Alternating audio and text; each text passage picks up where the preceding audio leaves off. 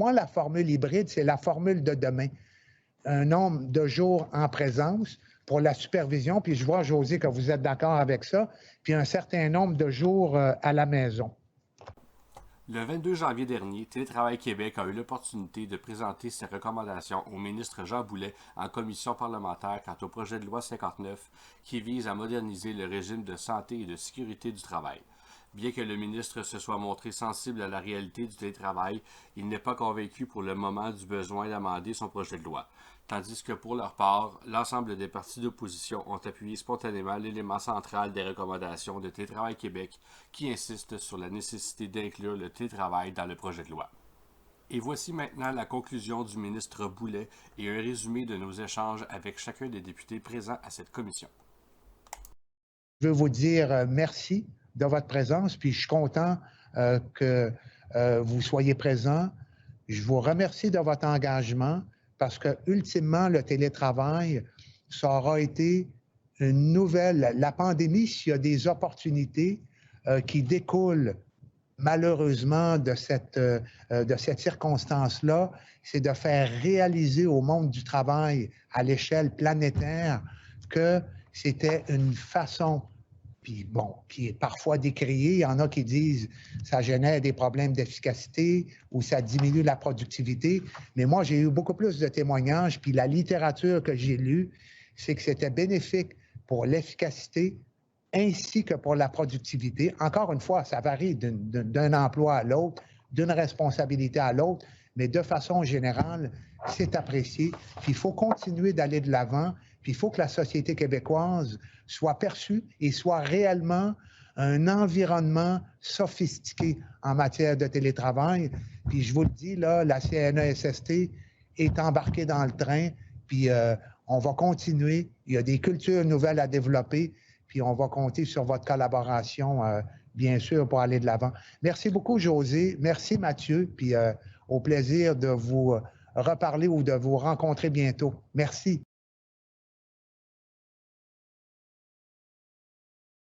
Très clair. Donc, pour vous, aujourd'hui, au-delà des belles paroles qu'on demande aux Québécois de faire du télétravail, notamment lors des points de presse du Premier ministre, fait du télétravail, aujourd'hui, vous venez nous dire en commission parlementaire qui étudie un projet sur la sécurité, qui veut moderniser un régime de la sécurité et santé au travail, de passer des belles paroles aux actes et d'inclure le télétravail dans le régime de santé et sécurité au travail. Est-ce que j'ai bien compris votre demande? C'est exact, oui. Excellent.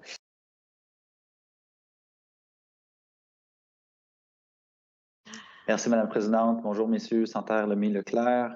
Télétravail, un sujet important, un sujet central pour la présente pandémie, pour l'avenir aussi. Moi, j'avoue que j'apprécie pas particulièrement l'approche du ministre sur ce sujet-là, que je qualifierais peut-être d'attentiste, où on a l'avis du CCTM, mais qu'on laisse voir la suite. Ça m'inquiète surtout par rapport à... Il y a toutes sortes de volets. Là. Puis d'ailleurs, on ouvre la loi des normes du travail dans le cadre du projet de loi-là. Là. Il y aurait tout à fait pertinence d'ajouter des éléments là-dessus. Puis je trouve que c'est attentiste parce que d'un côté, on dit oui, il faut que les gens négocient des politiques, mais à ma connaissance, il n'y en a à peu près pas qui se sont négociés dans les derniers mois.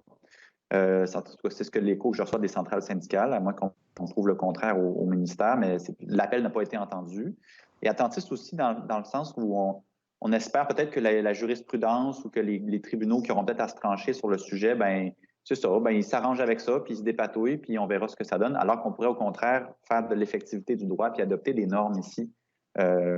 Puis pour le volet santé et sécurité qui nous intéresse aujourd'hui, toute la question tourne alentour de le lieu de travail, parce que c'est le patron normalement qui a la responsabilité de s'assurer de la sécurité de votre environnement de travail. Mais là, si c'est chez vous, ça entre en conflit avec le concept de la vie privée, ou trancher.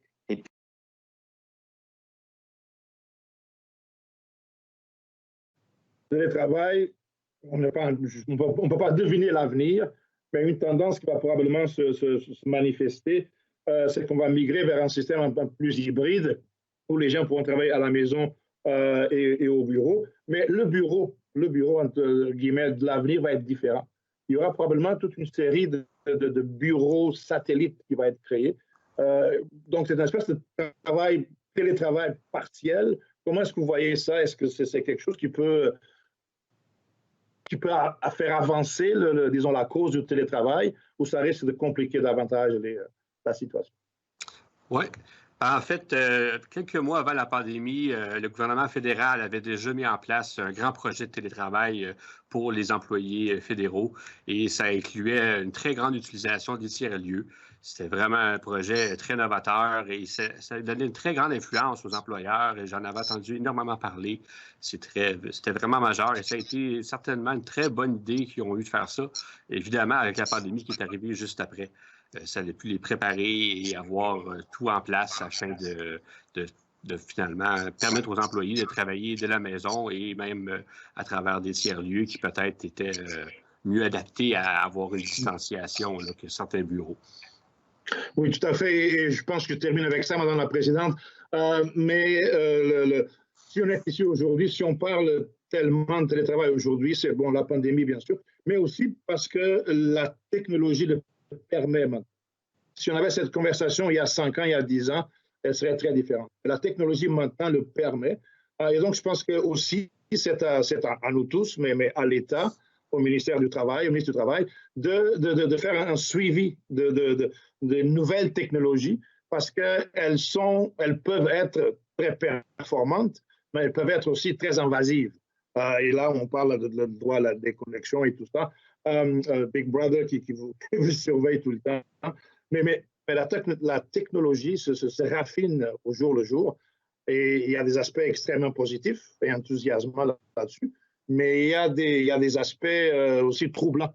Alors, une loi de modernisation de santé et sécurité au travail doit comprendre des mesures de contrôle de la technologie. Est-ce que c'est un sujet que votre association regarde aussi?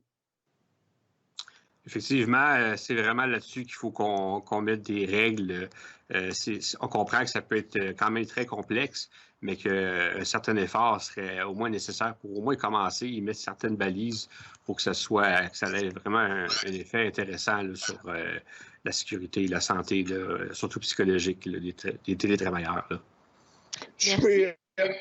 Ça finit, hein? Et depuis longtemps. Alors, je compense pour mon absence du début. Merci, madame. Merci, messieurs.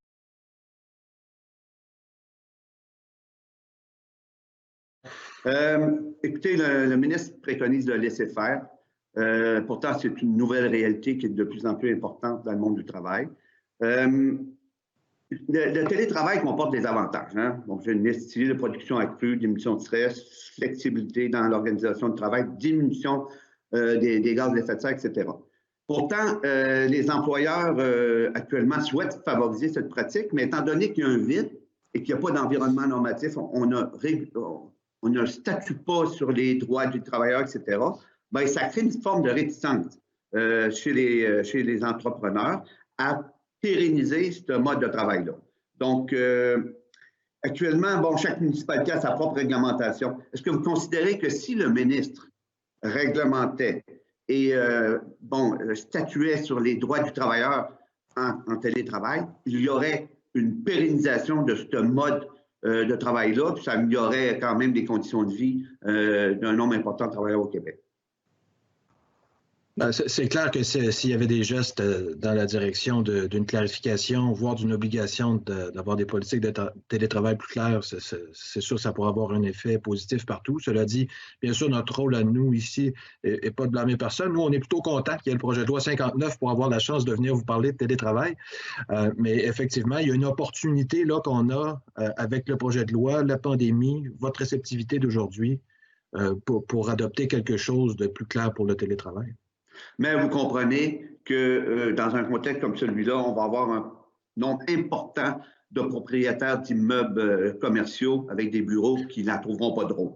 Hein? Ça fait que vous comprenez qu'il y a quand même des lobbies qui se manifestent actuellement pour un retour au travail, au bureau, dans un contexte où les travailleurs sont en train de goûter à ça et d'aimer ça. C'est pour ça que c'est important à un moment donné de comprendre la nouvelle réalité qui se propose à nous. Merci beaucoup, messieurs.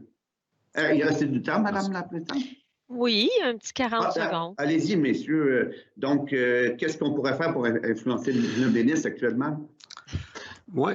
Moi, je pourrais ajouter que c'est sûr que le milieu immobilier, le milieu du transport, peut être énormément impacté par le télétravail, mais que justement, si c'est appliqué de façon hybride, équilibrée, il pourrait avoir une très bonne utilisation du transport et des immobiliers, voire que ça pourrait être même meilleur qu'avant. On ne parle pas nécessairement d'expansion ou d'étalement urbain, mais ce serait une meilleure utilisation des territoires, ça c'est certain, et ça aurait un très bon avantage, un très bon impact sur l'économie, j'en suis aussi certain. Donc, la diminution du trafic via une alternance du travail qui serait synchronisée où des travailleurs peuvent aller dans leur bureau tel jour et d'autres catégories tel jour. Donc, ça améliorerait les conditions de vie dans les centres urbains, sûrement. Ah oui, l'utilisation des transports actifs, par exemple. Mais il faut vraiment contrer l'isolement. Ce n'est pas l'isolement qui est la solution pour le travail. Peut-être pour la pandémie, mais pas pour le travail. Prenons simplement le phénomène des espaces de travail partagés qui serait certainement bien vu par les lobbies dont vous parlez. C'est à l'extérieur du domicile par ailleurs, mais on est en télétravail. C'est sûr qu'ils nous écoutent et ils ont compris. Merci beaucoup, messieurs. C'est bien, je vous remercie. Alors, merci, M. Lemay, Leclerc et M. Santerre pour votre contribution à la commission. Télétravail Québec est un organisme à but non lucratif gouverné par un conseil d'administration de bénévoles. La crédibilité de nos initiatives gouvernementales s'appuie sur la représentativité de notre membership. Ainsi, non seulement votre adhésion à l'association vous octroie de nombreux avantages, mais contribue surtout à solidifier toutes les actions de représentation de Télétravail Québec. Pour plus d'informations, visitez notre site web au www.télétravailquebec.org.